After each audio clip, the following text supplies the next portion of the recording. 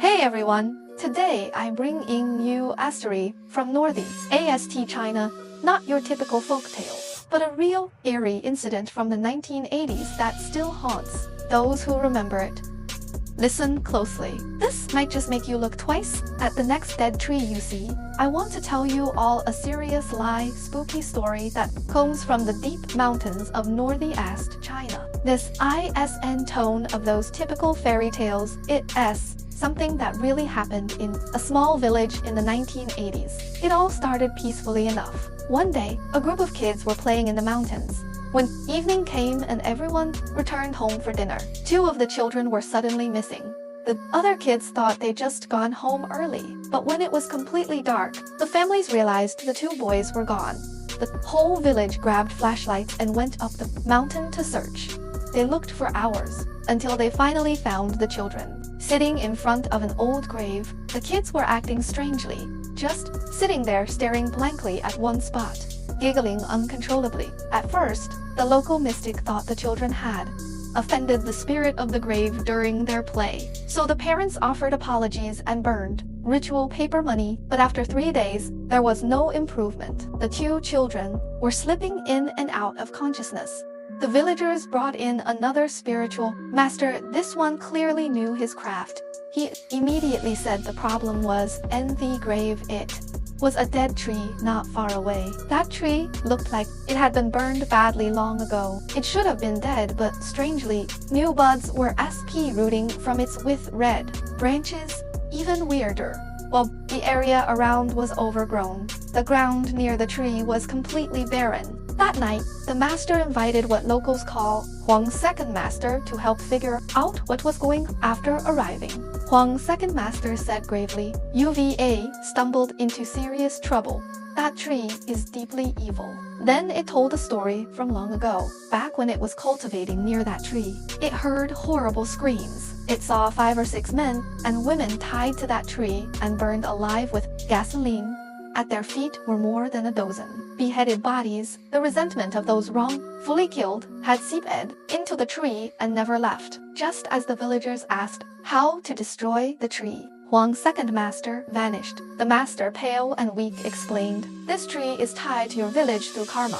What your ancestors sowed long ago has now borne fruit. I can handle this." He could only give the children protective charms and warn everyone to stay away from the tree. But it was too late. Within 2 weeks, both children passed away. The villagers warned all the children, never go near that tree again, not even close.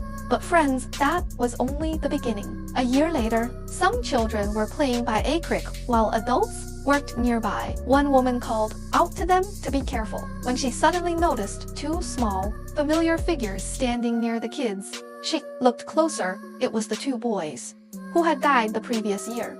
Terrified, she called for help. Everyone rushed over, grabbed the children, and shouted, "We did a chukalaquanwa."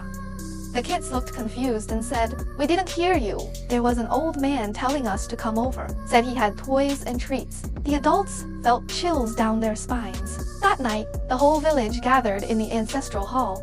This is no longer just about one place. They said, "The evil is spreading. What if it reaches the village?" Just as the village elder was lost in worry, a plain, lie-dressed man walked in carrying fruit and spirit money. He lit 3 incense sticks, bowed 3 times to the ancestors, and finally spoke. "Me master sent mo bowtie." He explained that years ago, his master's teacher was wandering near starvation when an elder from this village gave him a bowl of rice. That kindness had never been forgotten. The village elder, surprised the stranger knew about recent events, asked, "Can you help us?" The man replied, "That's why I'm here." That night, he communed alone with the ancestors in the hall. No one heard what was said, but when he came out, he revealed a tragic truth. Decades ago, bandits plagued the region. After most were killed by soldiers, a few escaped to the mountains only to return later for revenge. They threatened the village, hand over those who helped the soldiers, or we kill everyone. To save themselves, the villagers gave those people up. What Huang, second master, had witnessed was the band. It's burning those innocent people alive. Though the bandits were eventually destroyed, the resentment of the betrayed remained, buried in that land. The next day, the master gathered 30 young men born in the years of the dragon, tiger, and rooster, with shovels and gasoline. They went up the mountain. If those buds fully open, the master said, the evil will revive completely. Your village will be doomed. They didn't just chop the tree down. They dug out every root, burned the barren soil under the sun, and drenched everything in gasoline. As it burned, the master chanted spells and sprinkled blessed water around the fire. Finally, he collected the charcoal remains and placed them in a box in the ancestral hall to be purified by incense and prayer. As the master prepared to leave, the village elder asked one last question. That day by the creek, the children saw an old man. Was that also something unclean? The master shook his head softly. That was no ghost. It was the lingering spirit of my master's teacher, protecting the children. Your ancestors planted evil and reaped evil, but also long ago, they planted kindness with a bowl of rice. What you witnessed was that kindness returning to you.